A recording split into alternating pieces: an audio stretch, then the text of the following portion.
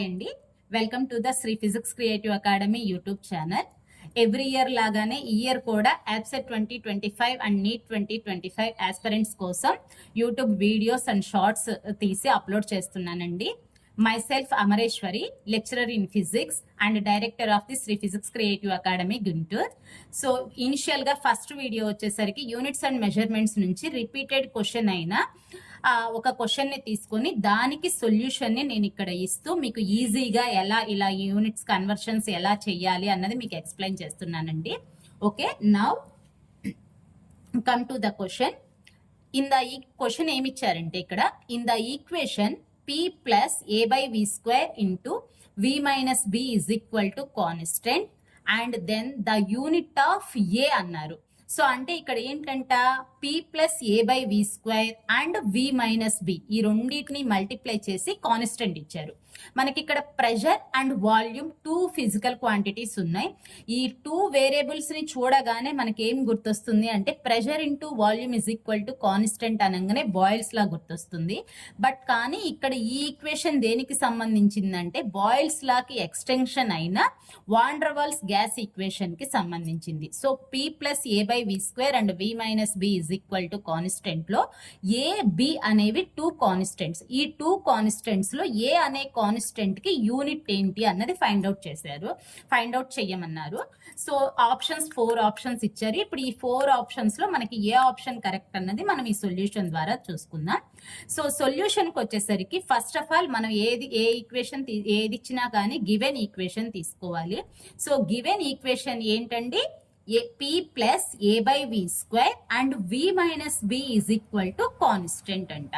అంటే ఇందులో ఏంటి p plus a by v square and ఈ వి మైనస్ బిని నేను రైట్ సైడ్ కి తీసుకెళ్తే ఏమవుతుందండి, p plus a by v square is equal to constant by v minus b అవుతుంది. అంటే వి మైనస్ బి డినామినేటర్ లో ఉన్నా కానీ అగైన్ మనకి ఏమొస్తుంది, కాన్స్టెంటే వస్తుంది.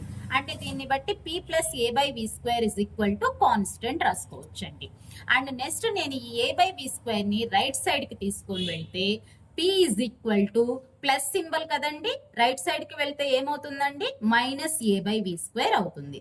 సో అంటే p is equal to minus a by v square అయింది.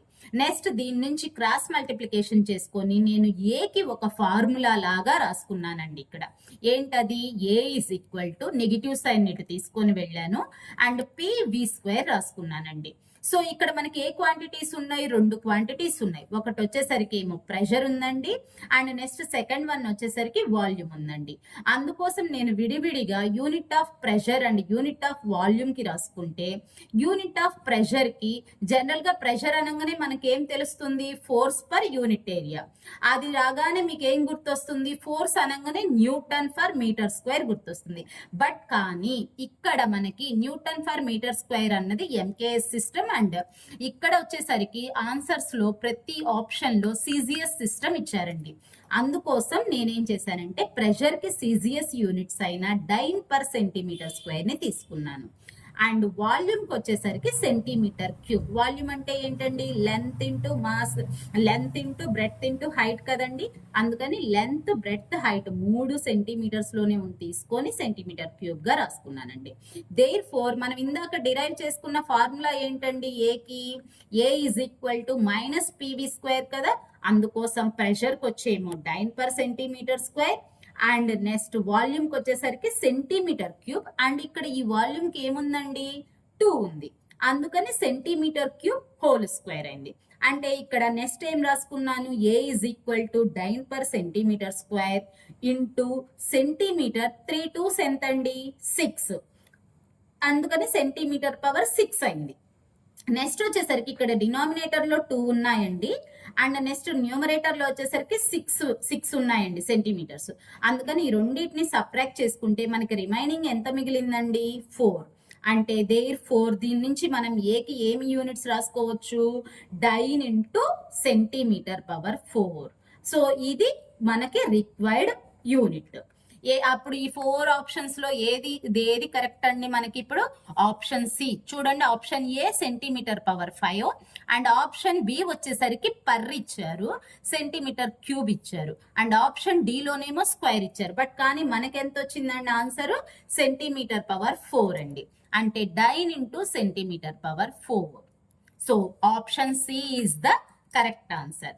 సో ఇది మనకి సింపుల్ గా, ఇంకా నేను మీకు ఫస్ట్ బాగా అర్థం కావడం కోసం నేను ఇంకా ఇంత డీటెయిల్ గా చెప్పాను. దీన్ని మీరు షార్ట్ కట్ అంటే నెంబర్ ఆఫ్ క్వశ్చన్స్ మీరు చేస్తూ ఉన్నట్లయితే దీనికి మీరు వెంటనే సింపుల్ గా ప్రెషరు, వాల్యూము, యూనిట్స్ తీసేసుకొని డైరెక్ట్ గా ఈ 3 స్టెప్స్ లో మీరు క్వశ్చన్ ని సాల్వ్ చేసుకోవచ్చండి.